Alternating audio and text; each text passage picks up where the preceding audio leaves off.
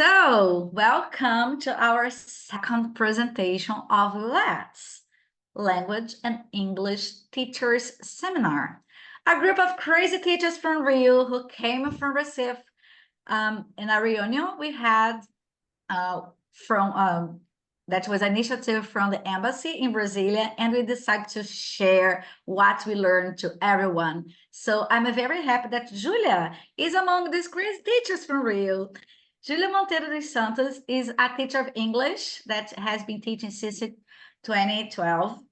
And she is a teacher in Rio de Janeiro and Bom Jardim. And she also teaches at CCAA in Nova Friburgo. She studied philosophy.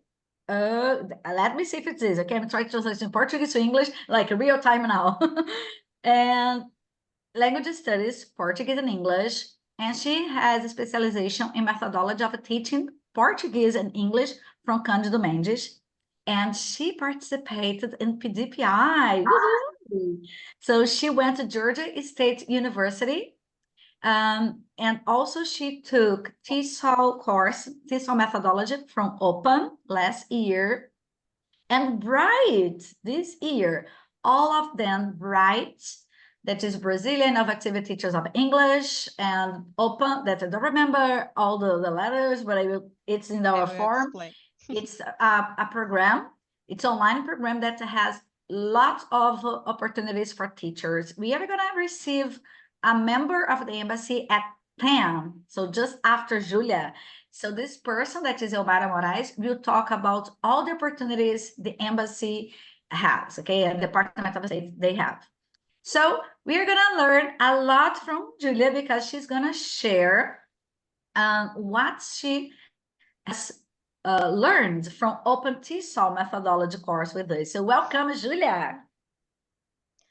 Thank you, Selima. Hello, everybody. Let me share my screen here with you.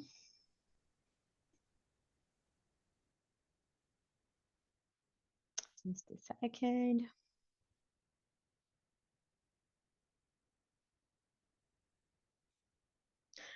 Okay, everyone, so this is it. My presentation is sharing what I have learned from the Open TESOL Methodology course, and I am Julia Monteiro. Well, the Open is the online professional English network, and you have a QR code so you can access their website and check the available courses and the MOOCs they have there, okay? But I think Elmara will talk more about these opportunities they offer, okay? And the course I took was the TESOL Methodology course last year, and it is offered by the University of Maryland, Baltimore County, okay? This is a global course, okay? So we have teachers from a lot of different countries, and that is a great opportunity so we can learn from them and see different realities and different cultures. So we learn a lot from other teachers. And it lasts 8 weeks, and it is necessary to have like from 8 to 10 hours per week. We have a lot of things to read, we have to participate in a lot of discussions, create activities, so it's kind of a lot of work, but we also learn a lot. It's a great one, so if you have the opportunity, I think you will love it.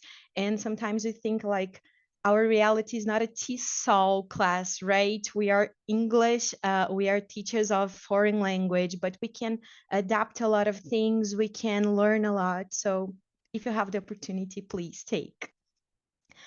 I'm going to start with you, and I'll ask you a lot to participate in the chat, please, guys. If you can write, if you feel more comfortable, you can write in Portuguese. That's not a problem. And there are no right or wrong answers. We're just here to share and to get new ideas. Okay, so every time you see that picture, I'm going to ask you a question. Do you teach culture in your classes? Is that something that you really think of and that you like to teach?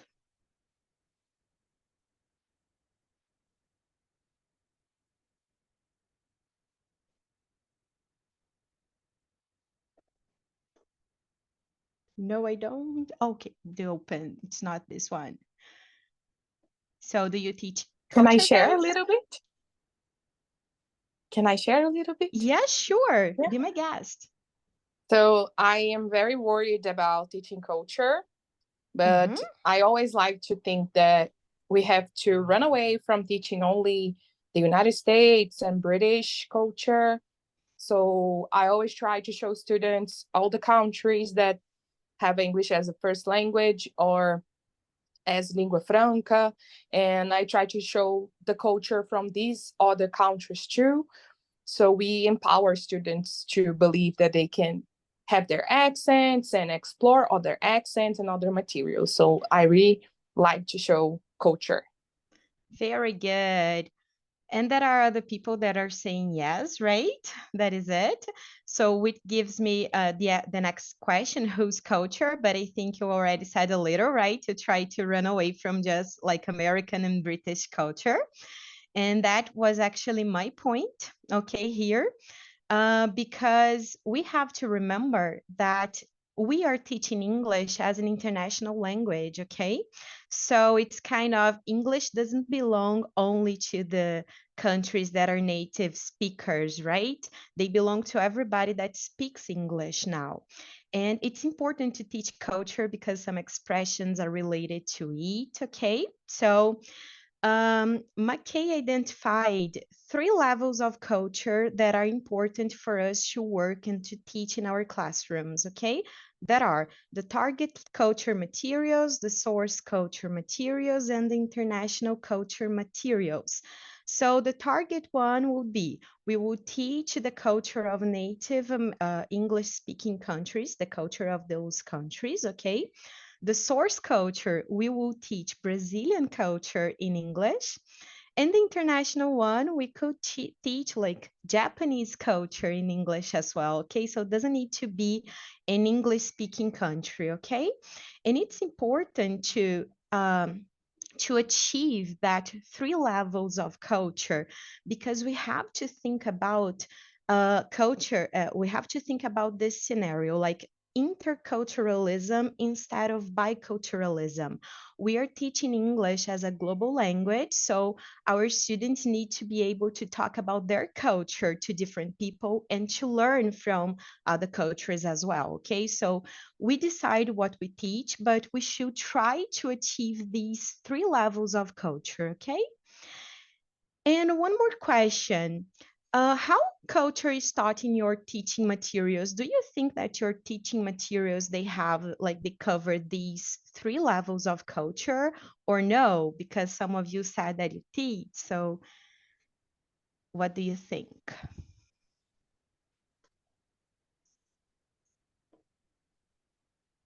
Does it cover the 3 or just 1 or no? It doesn't cover anything about culture?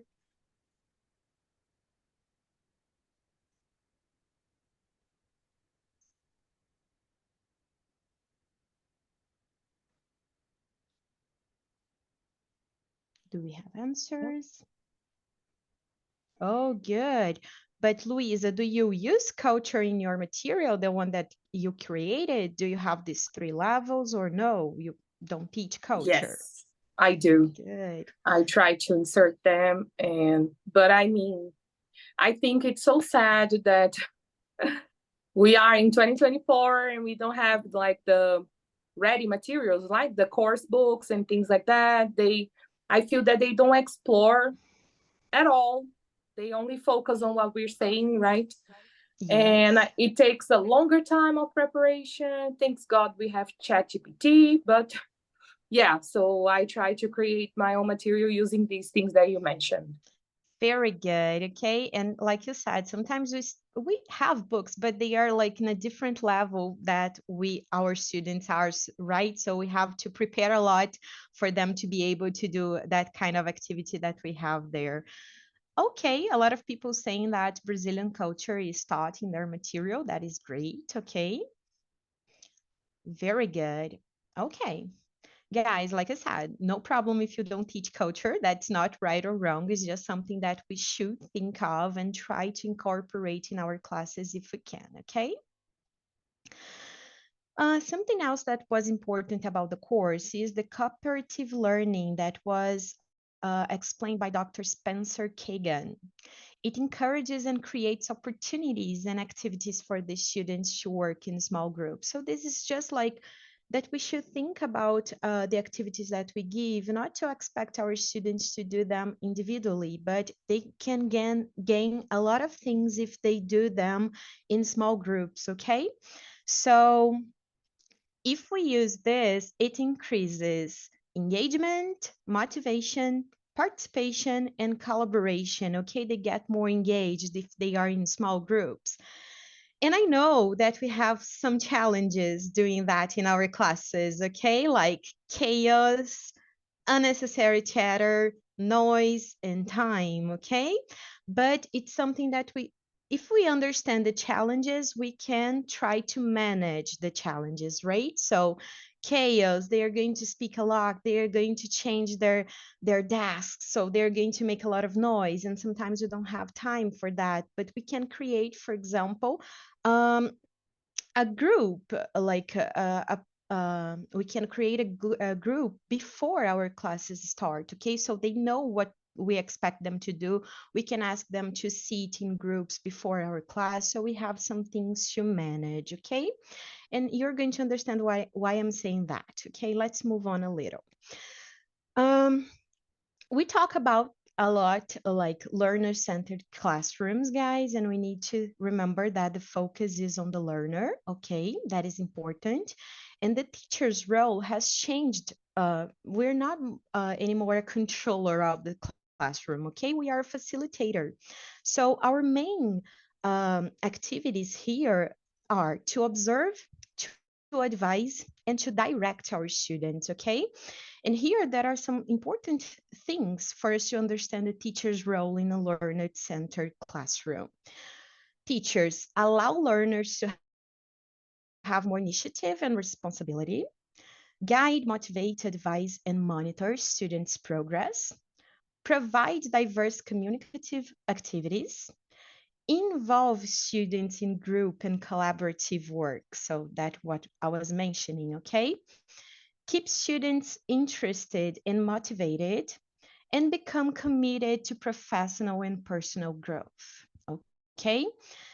Guys, theory is great, right? But what about real world? What are the challenges of achieving those changes in the teacher's role? From what you can see here about the cooperative learning, what do you think are the challenges of this? Do you think your students are not motivated? Do you have a lot of noise and people will complain? So what do you think are the challenges?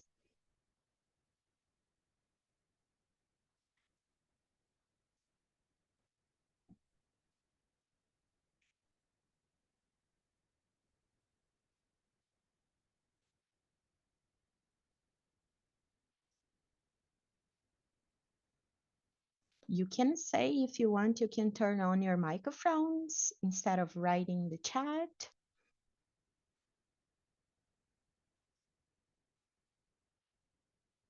Noise and time are the hardest to manage.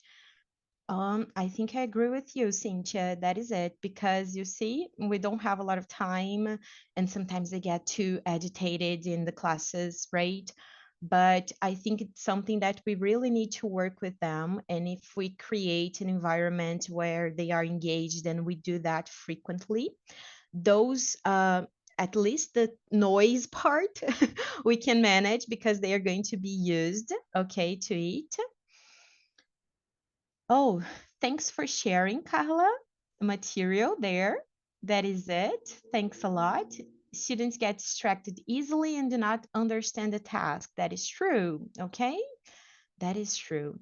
So guys, we have a lot of challenges, right? And this is it. But I think like we're here to share ideas and to think about that. And we're going to talk more about those challenges, okay? Let's just move a little. So I will jump kind of fast in those activities, guys, just because of the time, okay? I'm sorry, I think I needed more time. Guys, we learned some instructional tools that can help students, like we can create these learner-centered classrooms, okay? Remember that we need to make our students responsible for the learning process, so we have some instructional tools that can help. One of them is a graphic organizer, okay? I'm not going to read these things here because you'll have access to the PowerPoint presentation later, okay?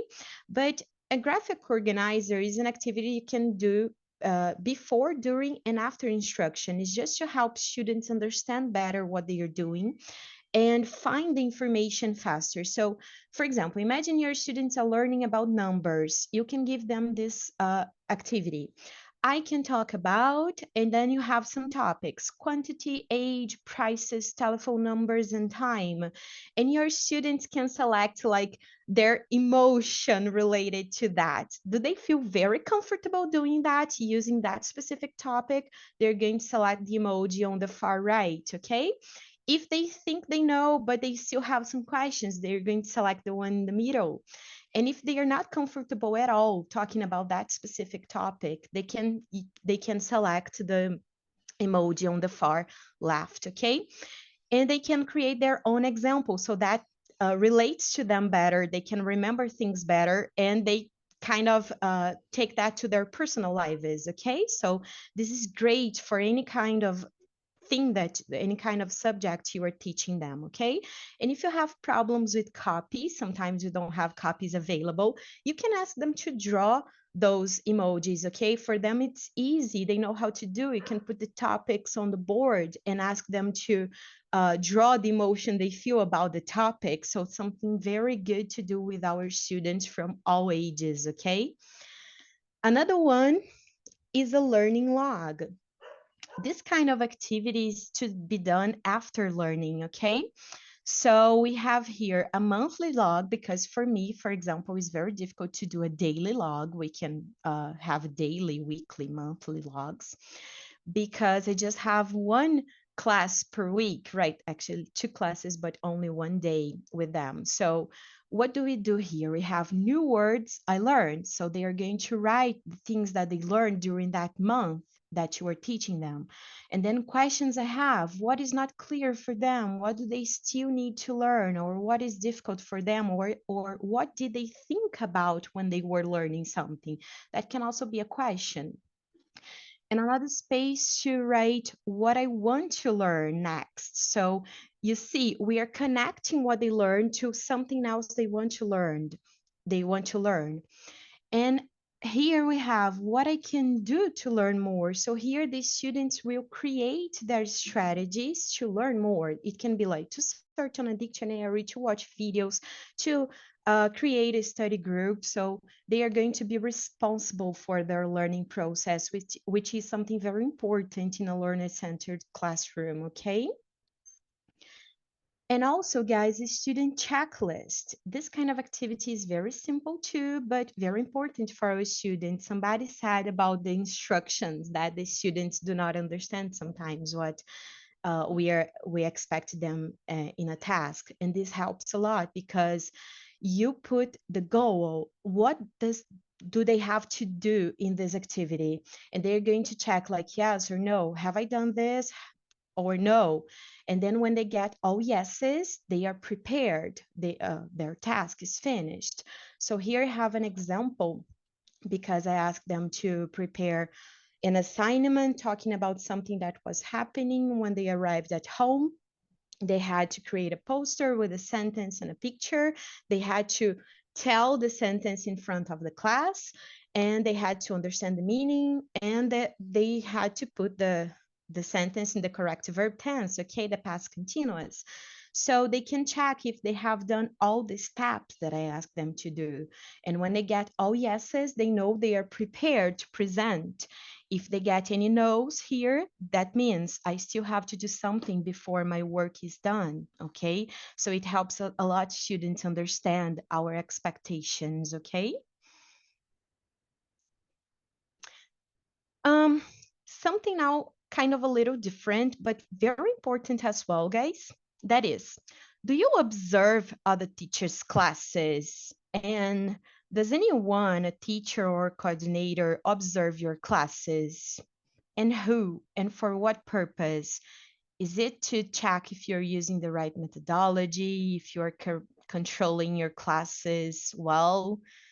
Does that happen in your school or the courses where you work?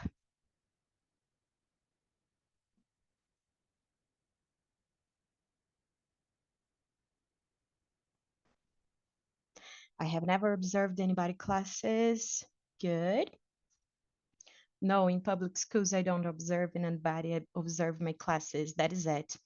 Guys, I no, not so often anymore. Very good.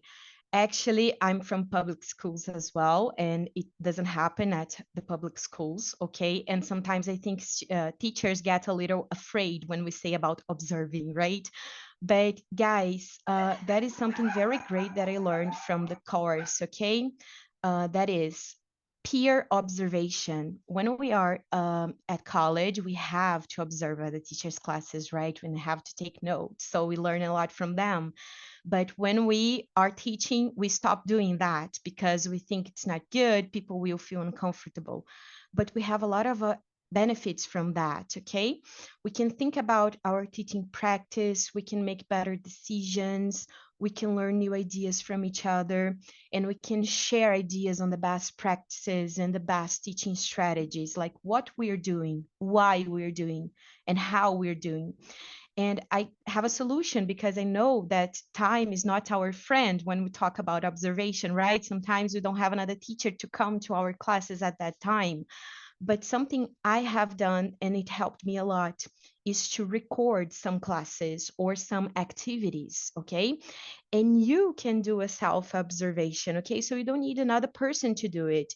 It's better if you have another person because you have other ideas, but you can do that yourself, like record an activity that you were asking your students to do, record your classroom, and then you watch with another eyes because we're not in front of the class anymore, right?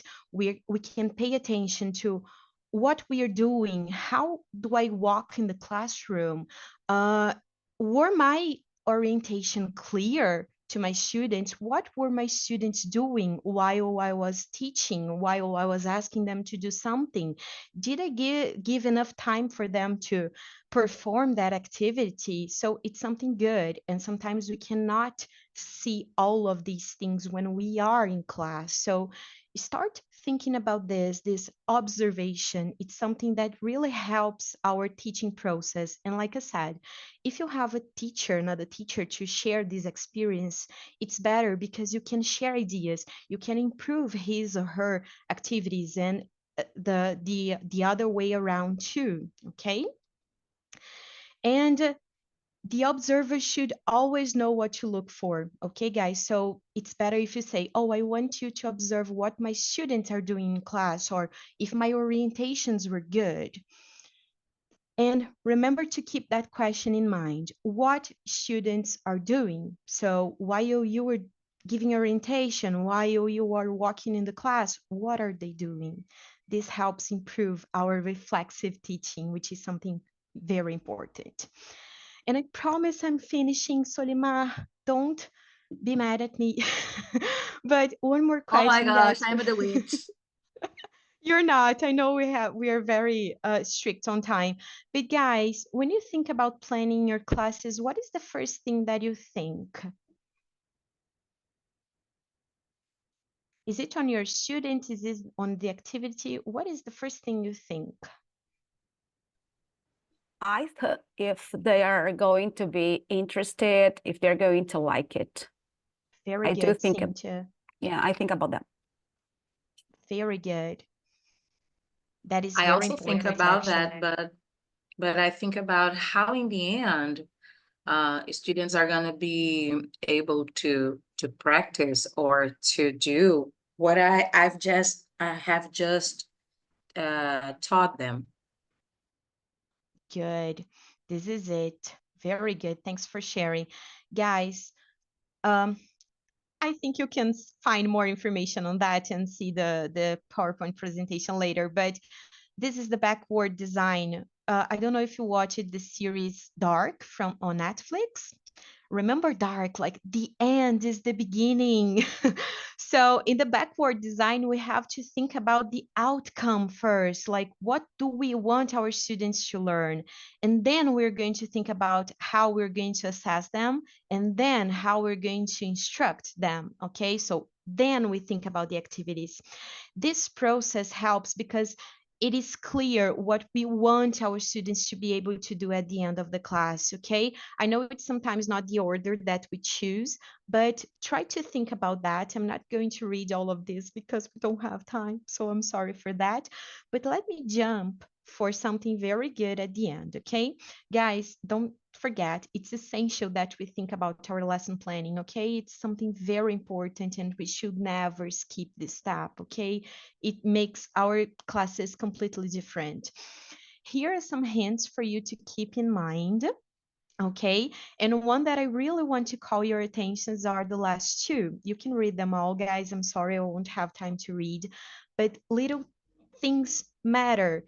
We're not going to change completely our style of teaching, okay? And we don't need to do that, okay? If you don't do any of those things, that's not a problem, but sometimes we can change one activity. Sometimes we can change one orientation, and that will have a great impact on our students at the end of a year. So don't be afraid to try those small changes, okay? And it's okay to make mistakes, guys. We are teachers, but we are not perfect human beings. So sometimes we're going to plan an activity and it's not going to be so the way we expected, but that's okay. We can share ideas, we can think, we can reflect on what we have done, and we're going to improve the next time, okay? So please read those tips, and I hope you liked the presentation. Sorry for being so fast, okay? But we are out of time, and thanks a lot for you all to participate, guys, and thanks for sharing your thoughts and feelings about the class too, okay? And this is it, guys. So thank you for joining us. Wow. Thank you, Julia. Thank you, guys, okay? Thank you. It's so funny because we are the ones that decide the length of our presentation, but we always need more time, right? Yes, that is it. Okay, thank you. Julia, can you please stop sharing? Sure, I can, Solimar. I'm so sorry here. No problem. Here. People, so Yeah. just as a reminder, please, I will send again because now we have it was very interactive. Thank you, Julia. So I will send the link again because it can be like lost in the message. So let's just copy and paste again the attendance row. Remember to evaluate, to fill out the form, and it is here in the chat. So I'd like to, oh my gosh, my camera is closed. I'm so sorry. I haven't realized, I probably pressed it and didn't realize. So people, I'd like to thank you, Julia, for all the things that you made us reflect. I think people were talking here and I was just sharing on Instagram that you made me think about my practice. So thank you very much. And people, as you know, we are going to close this room and open again for our third presentation today. That will be with Cynthia Soares. She's going to talk about alternative assessment, some ideas. So I am eager for this because I love learning more about how to assess in a creative way. So I just will emphasize, please take an attendance row link in the chat so you can, fill it out while I close and open again. And thank you for all the participation. And Julia, again, it was amazing. Thank you. Thank you, guys. Bye-bye.